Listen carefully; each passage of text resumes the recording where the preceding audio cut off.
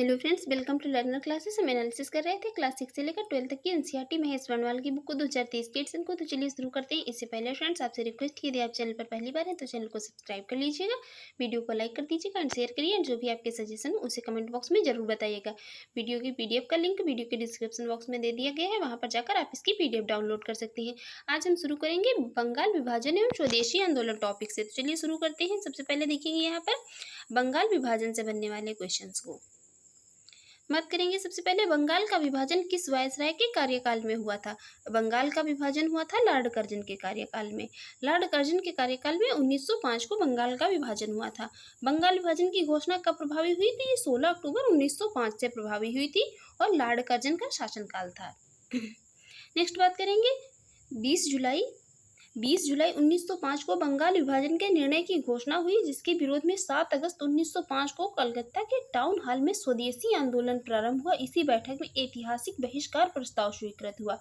ये 7 अगस्त 1905 को जो कलकत्ता के टाउन हॉल में स्वदेशी आंदोलन प्रारंभ हुआ था। ये बंगाल विभाजन के बाद क्या हुआ था? स्वदेशी आंदोलन प्रारंभ हुआ था। बंगाल का विभाजन मुख्यतः किस उद्देश्य से किया गया था? बंगाल का विभाजन किया गया था बंगाली राष्ट्रवाद की भावना को दुर्बल करने के उद्देश्य से। बंगाली राष्ट्रवाद की भावना थी, ये काफ़ी मजबूत थी, इसलिए इसको दुर्बल करने के उद्देश्य से बंगाल का विभाजन किया गया था। बात कर लेते हैं यहाँ पर बंगाल के विभाजन की। तो बंगाल विभाजन 1905 में हुआ। बंगाल का विभाजन ये इधर पश्चिम बंगाल बना दिया गया और एक पूर्वी बंगाल। तो इसमें पश्चिम बंगाल में बंगाल, बिहार, उड़ीसा को शामिल किया गया। ये हिंदू जनसंख्या बाहुल्य क्षेत्र था। और जो ये पूर्वी बंगाल बना तो इसमें पूर्वी बंगाल और असम को सम्मिलित किया गया। इसको सम्मिलित करके पूर्वी बंगाल बनाया गया। ये मुस्लिम जनसंख्या बाहुल्य क्षेत्र था जो पूर्वी बंगाल था।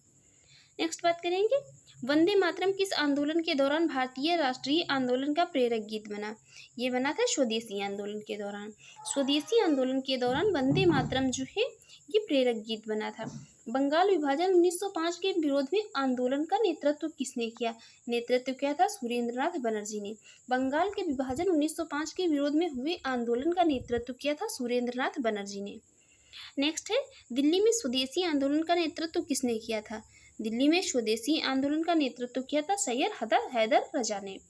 दिल्ली में स्वदेशी आंदोलन का नेतृत्व करने वाले थे सैयद हैदर रजा। मद्रास में स्वदेशी आंदोलन का नेतृत्व वो किया था चिदम्बरम पिल्ले ने। चिदम्बरम पिल्ले ने मद्रास में और दिल्ली में सैयद हैदर रजा ने।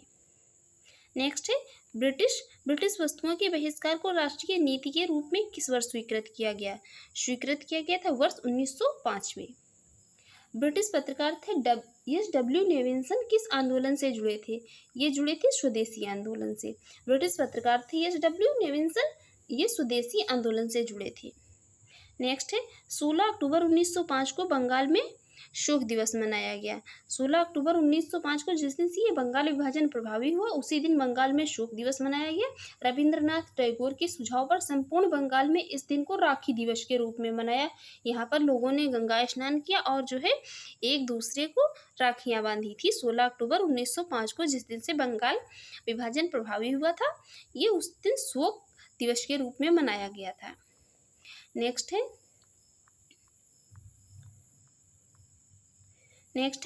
वर्ष 1905 के स्वदेशी आंदोलन को कृषक तथा मुसलमान वर्ग का विशेष समर्थन प्राप्त नहीं हुआ था। ये वर्ष 1905 को जो स्वदेशी आंदोलन हुआ था तो इसमें कृषक तथा मुसलमान वर्ग का विशेष समर्थन प्राप्त नहीं हुआ था। नेक्स्ट बात करेंगे भारत की प्राचीन कला परंपराओं को पुनर्जीवित करने के लिए एक Indian society of oriental art की स्थापना किसने की थी? ये अवनींद्रनाथ टैगोर ने की थी। अवनींद्रनाथ टैगोर ने Indian society of oriental art की स्थापना की थी। नेक्स्ट है स्वदेशी आंदोलन के प्रारंभ का तात्कालिक कारण क्या था? तात्कालिक कारण था लॉर्ड कर्जन द्वारा बंगाल का विभाजन करना। स्वदेशी आंदोलन के प्रारंभ का तात्कालिक कारण था लॉर्ड कर्जन द्वारा 1905 को जो कि बंगाल का विभाजन कर दिया गया था। नेक्स्ट है बंगाल में ब्रिटेन की वस्तुओं के बहिष्कार का सुझाव सर्वप्रथम कृष्ण कुमार मित्र ने दिया था। बंगाल में ब्रिटेन की वस्तुओं के बहिष्कार का सुझाव सर्वप्रथम देने वाले थे, उनका नाम था कृष्ण कुमार मित्र। नेक्स्ट है वर्ष 1905 में बांग्ला पत्रिका संजीवनी के संपादक कौन थे? संपादक थे कृष्ण कुमार मित्र। स्वदेशी बांधव समिति की स्थापना किसने की थी? ये अश्विनी कुमार दत्त ने की थी। स्वदेशी बांधव समिति की स्थापना अश्विनी कुमार दत्त ने। नेक्स्ट है, स्वदेशी आंदोलन के दौरान रविंद्रनाथ टैगोर ने आमार सोनार बांग्ला नामक गीत की रचना की, जो आगे चलकर वर्ष 1971 में बांग्लादेश का राष्ट्रगान बना। ये जो रविंद्रनाथ टैगोर हैं, तो इन्होंने दो देशों के राष्ट्रगान की रचना की है, भारत की जनगणमन की और बांग्लादेश का जो आमार सोनार है, इसकी रचना इन्होंने रविंद्रनाथ टैगोर ने की है।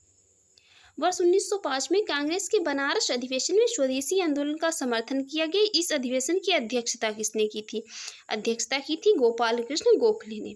वर्ष 1905 में बनारस अधिवेशन में स्वदेशी आंदोलन का समर्थन किया गया और इसकी अध्यक्षता करने वाले थे गोपाल कृष्ण गोखले। नेक्स्ट है, स्वदेशी आंदोलन के दौरान बंगाल केमिकल्स स्वदेशी स्टोर्स की स्थापना किसके द्वारा की गई? ये प्रफुल्ल चंद्र राय के द्वारा की गई थी। किसके द्वारा? प्रफुल्ल चंद्र राय के द्वारा। लॉर्ड कर्जन द्वारा वर्ष 1905 में किया गया बंगाल विभाजन वर्ष 1911 में लॉर्ड हार्डिंग के कार्यकाल में रद्द कर दिया गया। लॉर्ड कर्जन द्वारा 1905 में बंगाल विभाजन किया गया था, जो वर्ष 1911 में लॉर्ड हार्डिंग के कार्यकाल में इसको बंगाल के विभाजन को रद्द कर दिया गया।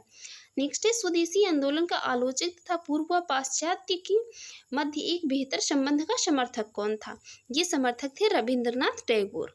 स्वदेशी आंदोलन के आलोचक थे तथा पूर्व पाश्चात्य के मध्य एक बेहतर संबंध के समर्थक थे रविंद्रनाथ टैगोर। नेक्स्ट है, बंगाल विभाजन के समय बंगाल का लेफ्टिनेंट गवर्नर कौन था? ये थे sir Andrews Fraser. Sir Andrews Fraser Bengal विभाजन के समय बंगाल के लेफ्टिनेंट गवर्नर थे। स्वदेशी आंदोलन के प्रचार प्रसार के लिए प्रयोग की गई द बंगाली पत्रिका के संपादक कौन थे? ये सुरेंद्रनाथ बनर्जी थे। स्वदेशी आंदोलन के प्रचार प्रसार हेतु द बंगाली पत्रिका का प्रयोग किया गया था। इसके संपादक से सुरेंद्रनाथ बनर्जी। नेक्स्ट बात करेंगे अरुंडेल। ये अरुंडेल समिति जो थी, अरुंडेल समिति के सुझाव पर वर्ष 1911 में बंगाल का पुनः एकीकरण कर दिया गया। दिल्ली भारत की राजधानी बनाई गई। 1911 में इसका अरुंडेल समिति की सुझाव पर बंगाल का पुनः एकीकरण कर दिया गया, जो कि 1905 में बंगाल का विभाजन कर दिया गया था। दिल्ली भारत की राजधानी बनाई गई। दिल्ली भारत की राजधानी 1912 में बनाई गई थी। अब बात करेंगे यहाँ पर मुस्लिम लीग एवं मार्ले मिंटो सुधार से बनने वाले क्वेश्चन की। सबसे पहले बात करते हैं मुस्लिम लीग की। मुस्लिम लीग की स्थापना कहाँ हुई थी? ढाका में वर्ष 1906 में। मुस्लिम लीग की स्थापना ढाका में वर्ष 1906 में हुई थी। ऑल इंडिया मुस्लिम लीग की स्थापना किसने की थी? ये की थी आगा खां, नवाब सलीमुल्लाह, मोहम्मद अली जिन्ना ने मिलकर ऑल इंडिया मुस्लिम लीग की स्थापना की थी। मुस्लिम लीग का प्रथम अध्यक्ष कौन था? मोस्ट इम्पॉर्टेंट, प्रथम अध्यक्ष थे आगा खां। मुस्लिम लीग के प्रथम अध्यक्ष थे आगा खां। वर्ष 1907 में मुस्लिम लीग का वार्षिक अधिवेशन कहाँ आयोजित किया गया? ये कराची में आयोजित किया गया। वर्ष 1907 में मुस्लिम लीग का वार्षिक अधिवेशन कराची में आयोजित किया गया। मुस्लिम लीग ने पृथक निर्वाचक मंडल की मांग किस अधिवेशन में की थी? ये अमृतसर अधिवेशन 1908 में हुआ था। इसमें मुस्लिम लीग ने पृथक निर्वाचक मंडल की मांग की थी। अब बात करेंगे अखिल भारतीय मुस्लिम लीग के अधिवेशनों की। सबसे प्रथम अधिवेशन हुआ था 1906 में ढाका में, द्वितीय हुआ था 1907 में कराची में और तृतीय अधिवेशन हुआ था 1908 में अमृतसर में। नेक्स्ट है, वर्ष 1908 में किसकी अध्यक्षता में अखिल भारतीय मुस्लिम लीग की एक शाखा लंदन में स्थापित की गई? ये की गई थी अमीर अली की अध्यक्षता में। अमीर अली की अध्यक्षता में वर्ष 1908 में अखिल भारतीय मुस्लिम लीग की एक शाखा लंदन में स्थापित की गई। भारत शासन अधिनियम 1909 को किस अन्य नाम से जाना जाता है? भारत शासन अधिनियम 1909 है, जो इसको मार्ले मिंटो सुधार अधिनियम 1909 के नाम से भी जाना जाता है। मार्ले मिंटो सुधार अधिनियम 1909 भी कहा जाता है इसे, भारत शासन अधिनियम 1909 को। नेक्स्ट है, किस अधिनियम के द्वारा मुसलमानों के लिए पृथक निर्वाचक प्रणाली की मांग की गई थी, प्रणाली की व्यवस्था की गई थी?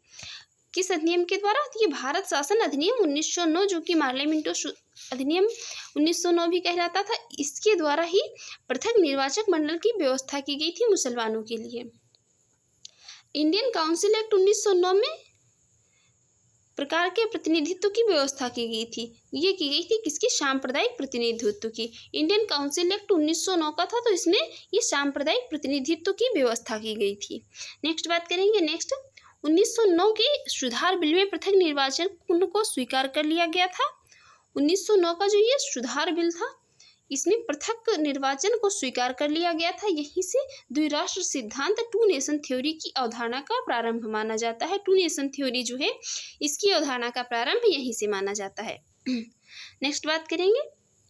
नेक्स्ट एक स्टेटमेंट दिया गया है, पढ़ते हैं स्टेटमेंट। याद रखना कि पृथक निर्वाचन क्षेत्र बनाकर हम ऐसे घातक बीज बो रहे हैं जिसकी फसल बहुत कड़वी होगी। यह कथन कहा गया था किसके द्वारा? ये कहा था वायसराय मिंटो ने। वायसराय मिंटो ने ये जो पृथक निर्वाचन मंडल बनाया गया, तो इसकी व्यवस्था की गई मार्ले मिंटो अधिनियम 1909 में। तो इसमें ये वायसराय मिंटो थे, इन्होंने कहा याद रखना कि पृथक निर्वाचन क्षेत्र बनाकर हम एक ऐसे घातक बीज बो रहे हैं जिसकी फसल बहुत कड़वी होगी। ये स्टेटमेंट दिया था वायसराय मिंटो ने। नेक्स्ट है गवर्नर जनरल की कार्यकारिणी में भारतीय सदस्य को नियुक्त करने का प्रावधान किस अधिनियम में किया गया था? ये मार्ले मिंटो सुधार अधिनियम 1909 में किया गया था। नेक्स्ट बात करेंगे। नेक्स्ट है गवर्नर जनरल की कार्यकारिणी में नियुक्त होने वाले प्रथम भारतीय कौन थे? प्रथम भारतीय थे सत्येंद्र नाथ सिन्हा। गवर्नर जनरल की कार्यकारिणी में नियुक्त होने वाले प्रथम भारतीय थे सत्येंद्र नाथ सिन्हा। सत्येंद्र नाथ सिन्हा जो थे, सत्येंद्र नाथ सिन्हा गवर्नर जनरल की कार्यकारिणी परिषद के पहले भारतीय सदस्य बने। सत्येंद्र नाथ सिन्हा को बिहार और उड़ीसा का गवर्नर बनाया गया। संपूर्ण ब्रिटिश शासन के दौरान इतने ऊंचे पद पर पहुंचने वाले वो एकमात्र भारतीय थे जिनका नाम था सत्येंद्र नाथ सिन्हा।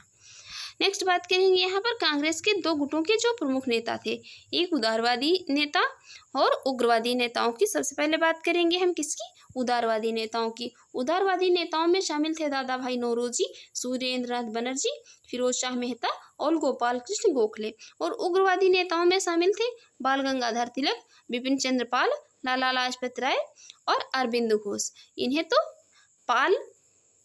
बाल, पाल और लाल कहा जाता है, तो इनको इस तरह याद रखिए। और ये अरविंद घोष का नाम अलग से याद रखिए, ये उग्रवादी नेता थे। नेक्स्ट है भारतीय राष्ट्रीय कांग्रेस पर प्रार्थना, याचना तथा विरोध की राजनीति करने का आरोप किसने लगाया था? ये आरोप लगाया था किसने? बाल गंगाधर तिलक ने। शेरे पंजाब के नाम से कौन प्रसिद्ध था? लाला लाजपत राय। शेरे पंजाब के नाम से प्रसिद्ध थे लाला लाजपत राय। नेक्स्ट है बाल गंगाधर तिलक को अशांति का जनक किसने कहा था? बाल गंगाधर तिलक को अशांति का जनक कहा था किसने? वेलेंटाइन सिरोल ने। वेलेंटाइन सिरोल ने बाल गंगाधर तिलक को अशांति का जनक कहा था। नेक्स्ट है वर्ष 1908 में 6 वर्ष के कारावास की सजा किस स्वतंत्रता संग्राम सेनानी को दी गई थी? बाल गंगाधर तिलक को। नेक्स्ट क्वेश्चन की बात करते हैं। भारत के स्वतंत्रता आंदोलन के प्रारंभिक दौर में उग्रवादी विचारधारा से क्या आशय है? उग्रवादी विचारधारा से आशय है संवैधानिक साधनों एवं याचिकाओं के स्थान पर आक्रामक साधनों से स्वशासन प्राप्त करना। ये यहाँ पर जो है उग्रवादी विचारधारा से आशय है। नेक्स्ट बात करेंगे महाराष्ट्र में गणपति उत्सव को किसने प्रारंभ किया था? महाराष्ट्र में गणपति उत्सव को प्रारंभ करने वाले थे बाल गंगाधर तिलक। अब बात करेंगे यहाँ पर दिल्ली दरबार की। प्रथम दिल्ली दरबार 1877 में वायसराय थे लॉर्ड अर्लिंगटन। द्वितीय दिल्ली दरबार 1903 में वायसराय थे लॉर्ड कर्जन। तृतीय दिल्ली दरबार जब लगा तो ये 1911 में, उस समय वायसराय थे कौन? Lord Hardinge. इसके बाद तृतीय दिल्ली दरबार के बाद 1912 में जो है भारत की राजधानी दिल्ली को बना दिया गया। नेक्स्ट है द्वैध शासन का जनक सर लियोनिल कार्टिस को, जबकि बंगाल के द्वैध शासन का जनक रॉबर्ट क्लाइव को कहा जाता है। द्वैध शासन के जनक जो है ये सर लियोनिल कार्टिस को कहा जाता है, जबकि जो बंगाल का द्वैध शासन है इसका जनक रॉबर्ट क्लाइव को कहा जाता है। अब हम बात करेंगे यहाँ पर कांग्रेस के लखनऊ अधिवेशन एवं होम रूल लीग की। सबसे पहले बात करेंगे कांग्रेस के लखनऊ अधिवेशन की। वर्ष 1916 में संपन्न लखनऊ समझौता किससे संबंधित था? 1916 में लखनऊ समझौता हुआ था, ये संबंधित था कांग्रेस एवं मुस्लिम लीग के समझौते से। ये कांग्रेस एवं मुस्लिम लीग के मध्य समझौता हुआ था। वर्ष 1916 में भारतीय राष्ट्रीय कांग्रेस के लखनऊ अधिवेशन की अध्यक्षता किसने की थी? ये अंबिकाचरण मजूमदार ने की थी। नेक्स्ट है, सूरत अधिवेशन से पृथक हुए उग्रवादी एवं उदारवादियों का पुनः एकीकरण किस अधिवेशन में हुआ था? ये हुआ था लखनऊ अधिवेशन में। लखनऊ अधिवेशन में जो सूरत अधिवेशन में उग्रवादी एवं उदारवादी विचारधारा के लोग थे वो जो है अलग अलग हो गए थे, पृथक हो गए थे, तो इनका जो है पुनः मिलन हुआ था लखनऊ अधिवेशन में, पुनः एकीकरण हुआ था इनका। नेक्स्ट है, अतिवादियों एवं उदारवादियों के पुनः एकीकरण की प्रक्रिया का प्रमुख शिल्पकार कौन था? प्रमुख शिल्पकार थी वो थी एनी बेसेंट। अतिवादियों एवं उदारवादियों के पुनः एकीकरण की प्रक्रिया की। वर्ष 1916 में मुस्लिम लीग और कांग्रेस के मध्य समझौता किसके द्वारा कराया गया? ये बाल गंगाधर तिलक के द्वारा कराया गया था। वर्ष 1916 में मुस्लिम लीग और कांग्रेस के मध्य समझौता कराने वाले थे बाल गंगाधर तिलक। नेक्स्ट है, कांग्रेस के 1916 के लखनऊ अधिवेशन में लिया गया वह निर्णय क्या था जिसके मुख्य दूरगामी परिणाम हुए? वो निर्णय था कांग्रेस द्वारा मुस्लिम लीग की पृथक निर्वाचन क्षेत्र की मांग स्वीकार कर ली गई थी इसमें, यही इसके दूरगामी परिणाम हुए जो कि कांग्रेस के 1916 के लखनऊ अधिवेशन में ये निर्णय लिया गया था। नेक्स्ट है, मोहम्मद अली जिन्ना को हिंदू मुस्लिम एकता का दूत किसने कहा था? ये कहा था सरोजनी नायडू ने। सरोजनी नायडू ने मोहम्मद अली जिन्ना को हिंदू मुस्लिम एकता का दूत कहा था। नेक्स्ट है, मदन मोहन मालवीय ने कांग्रेस एवं मुस्लिम लीग के मध्य होने वाले समझौते का विरोध किया था। 1916 में लखनऊ समझौते में जो ये कांग्रेस एवं मुस्लिम मध्य के बीच समझौता हुआ था इसका विरोध किया था मदन मोहन मालवीय ने। नेक्स्ट है, भारत में होम रूल लीग की अवधारणा किस देश से ली गई थी? आयरलैंड से। आयरलैंड से भारत की होम रूल लीग की अवधारणा ली गई थी। आप लोग जो है कमेंट बॉक्स में बताइए आयरलैंड से, और हमारे देश का जो है देश का संविधान है उसमें आयरलैंड से क्या लिया गया है, कमेंट बॉक्स में जरूर बताएं। नेक्स्ट है, प्रथम विश्व युद्ध के दौरान कौन सा आंदोलन भारत में लोकप्रिय हुआ था? लोकप्रिय हुआ था कौन? होम रूल आंदोलन। प्रथम विश्व युद्ध के दौरान होम रूल आंदोलन जो था तो ये भारत में लोकप्रिय हुआ था। नेक्स्ट है, अप्रैल 1916 में तिलक ने पूना महाराष्ट्र से होम रूल आंदोलन आरंभ किया, जबकि एनी बेसेंट के नेतृत्व में सितंबर 1916 में अडयार मद्रास से होम रूल आंदोलन प्रारंभ किया गया था। तो ये एग्जैक्ट डेट के साथ याद रखिए, ये किए तो दोनों 1916 में ही गए थे। कभी कभी ये क्वेश्चन में पूछ देता है जो है होम रूल आंदोलन सबसे पहले किसने प्रारंभ किया था, तो वहाँ पर जो है ऑप्शन में तिलक और एनी बेसेंट दोनों का नाम दे देता है, तो यहाँ पर कंफ्यूजन हो जाता है। तो सबसे पहले तिलक ने अप्रैल 1916 में किया था।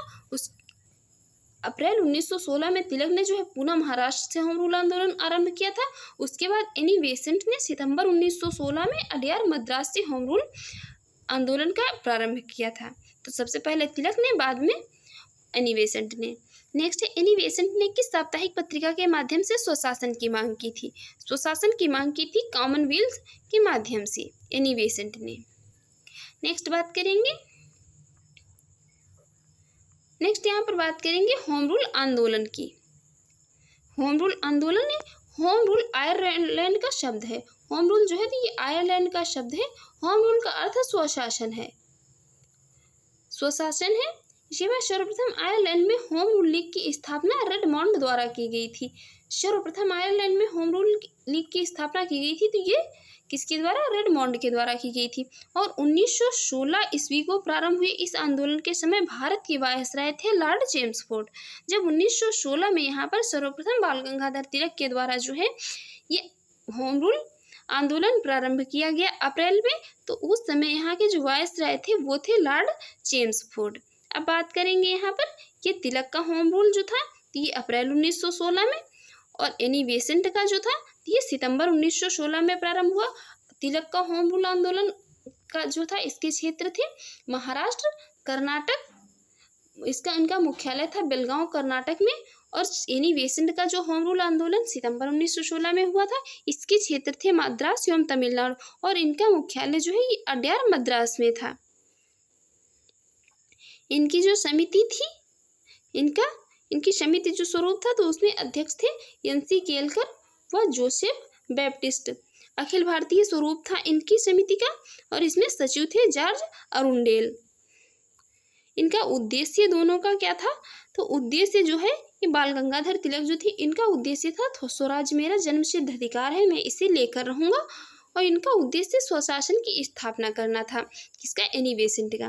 प्रचार माध्यम इनका जो था ये मराठा एवं केसरी था बाल गंगाधर तिलक का। और इनका प्रचार जो एनी बेसेंट का था प्रचार माध्यम तो कॉमनवेल्थ एवं न्यू इंडिया पत्रिकाएं थी।